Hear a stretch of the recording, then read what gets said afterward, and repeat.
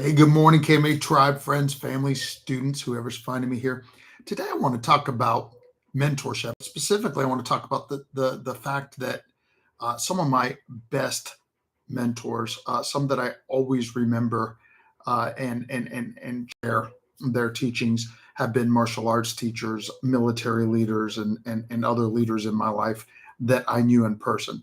But I got to tell you, many have also been people that I never met. And that's what I wanted to talk to you about today. Because, we have no shortage of information. There's an abundance of great information to help us be and become and lead and wherever we are in the process. And uh, it's always been true of great books.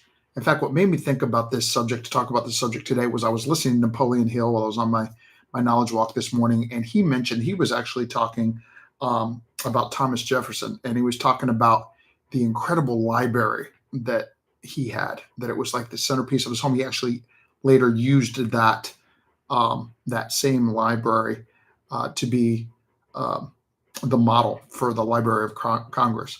And and the point that Napoleon Hill was making was, he was talking about freedom.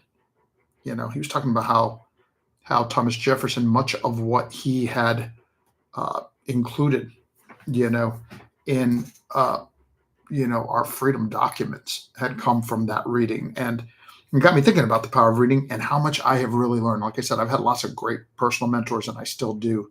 And I get the privilege of being a personal mentor to so many great leaders today. But I have also read thousands of books, probably great ones, on that have taught me great things that I needed each step of the way. And these days, it's books, it's audibles, it's a video courses, right? So there's all kinds of ways, in addition to personal mentorship, that you can get the knowledge that you need, which is what I'm going to close this message with. Because so the first lesson I wanted to share is just the importance of reading great books and learning and growing. In fact, he said this morning, if you read one great book a year, you'll be above average. If you read one great book a month, you're in the top percentages. And I believe that's probably still true, or even more true today. Um, but I would also add that, the principle we use here, win, what's important next, that you also want to be deliberate about what you're reading, not just for entertainment, and not even just some great book that somebody's recommended, but what do I need next? Right now, the stack of books that I have on my desk, obviously I have lots of books, and I have a stack at home and I got a stack here. But the ones that I'm focusing on right now, they have to do with where I'm at in my professional life, right? So I'm reading a great one here called Uncommon Accountability: A Radical New Approach to Greater Success and Fulfillment. This was from the authors that wrote the 12-week year, and I had enjoyed that. And when I saw this come out, it's actually a great book. It takes that word accountability that some people use in a negative, or it has a negative connotation, and it reminds us that it actually isn't a negative connotation. It's a positive way of accomplishing our goals. And then I have no BS direct marketing for non-direct marketing businesses, right? Because that's, of course, fair business. And the most important thing I do is work with teams. So, I have the coaching habit that I'm studying, and I have this great book by Michael Michalowicz called All In. Those are both team building books. So wherever you are in the law of the process, pick up a great book on the subject, on what you need to learn next, so that you can go where you want to go next. By the way, this is a good one too.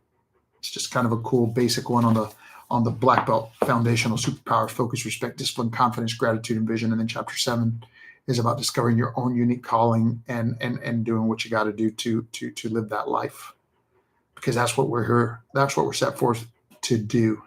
And the purpose of this message is to say that, there's always something next that we need to understand, to learn, to know. We have to constantly be doing analysis of what are our strengths, what are our weaknesses, and so that we don't simply continue to feed our strengths, but we figure out, okay, where's the limiting thing in my being the best father I can be, in my being the best business owner I can be, or the best career professional I can be, or the best fill in the dot, teacher, student, fill in the blank. And on the journey towards the goals and in the roles that are important to you, get great mentors, the ones that you can talk to personally, and the ones that you can listen to on YouTube, or or that you can read in great books and courses.